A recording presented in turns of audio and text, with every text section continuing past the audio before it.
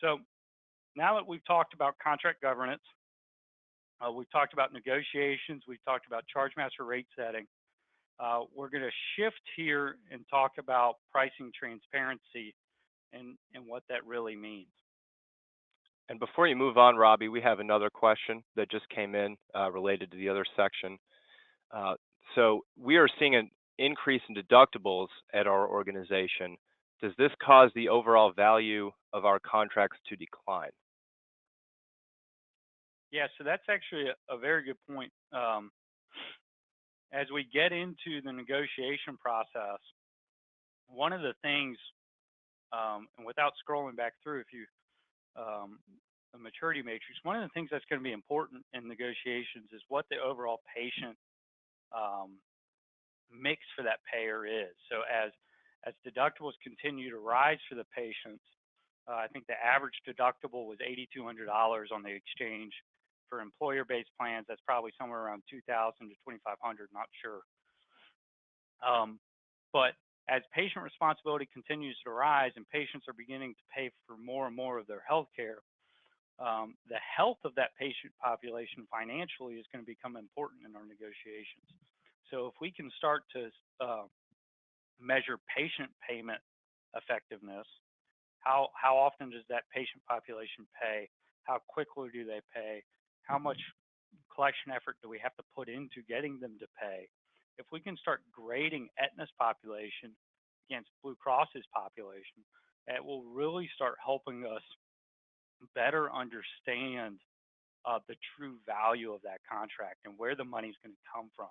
That's going to be real important as deductibles continue to rise, especially with the exchange programs.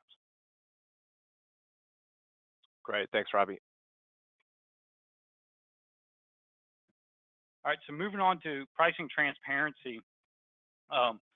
What we're really talking about when we talk about pricing transparency, let's do kind of more of a level set and talk about the evolution of price transparency. The term price transparency 5 to 10 years ago simply meant presenting a patient with an estimate when they walked in the door for the service. Most organizations are already doing that today in some way or another. And the term pricing transparency has kind of taken on a new form.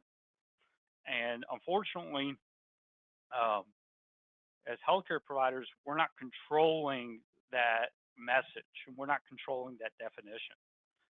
And that price message today is starting to become all about consumerism and all about allowing patients to price shop.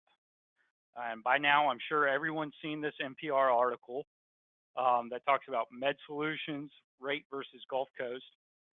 And the average, the price at Med Solutions was $286 to the patient. And the price in the article for Gulf Coast was $8,800,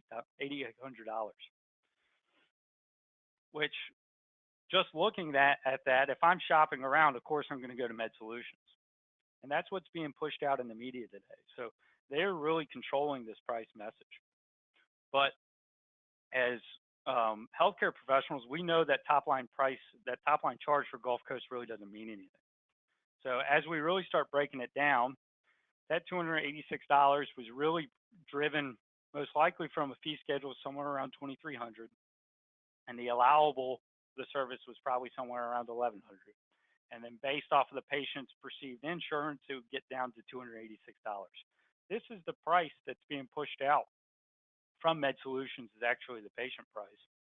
But if we look at what the patient price would be for Gulf Coast, assuming an average allowable for MRIs or CT scans, this was a CT scan, and that's probably a little bit high too. The real patient price, once you add in the deductible, the co-insurance, and the copay, is going to land somewhere around $380. So in the grand scheme of things, that's not that big of a difference. But what's being pushed out in the media is this $8,000 difference.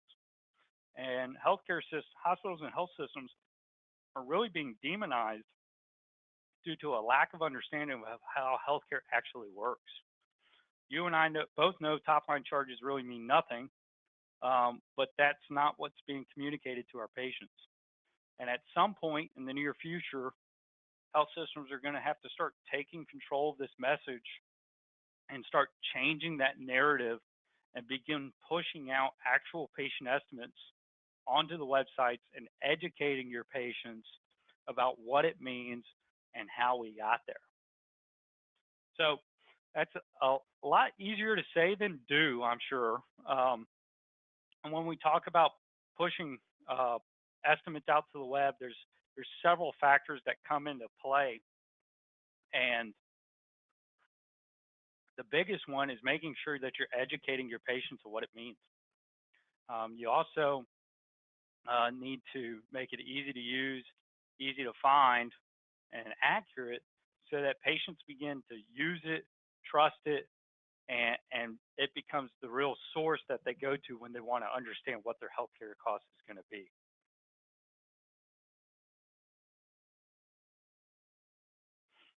And another question here, Robbie.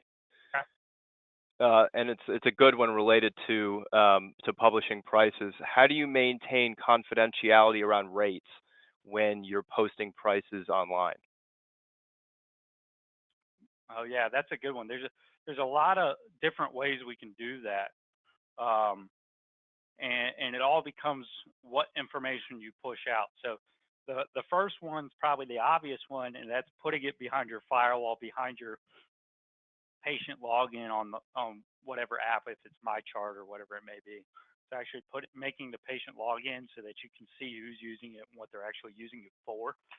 The other is, how much information do you want to display? Do you want to give an estimate for each facility in your system, or do you want to scrunch them all together and give an average for your system? Or do you want to give a range? We typically encourage people not to do a range, but if confidentiality is a big key around your rates, you can give a high and a low, one with major complications, one without, just to kind of give a little bit more of a range. And then lastly, another one is, it's all about what information you present. If you're presenting top line charges and then the patient responsibility piece, it's easy for people to back in. But if you take out some of that information, such as charges or the allowable, it really starts to hide some of that. It's pretty flexible with how you want to put it out there, but it is a big concern.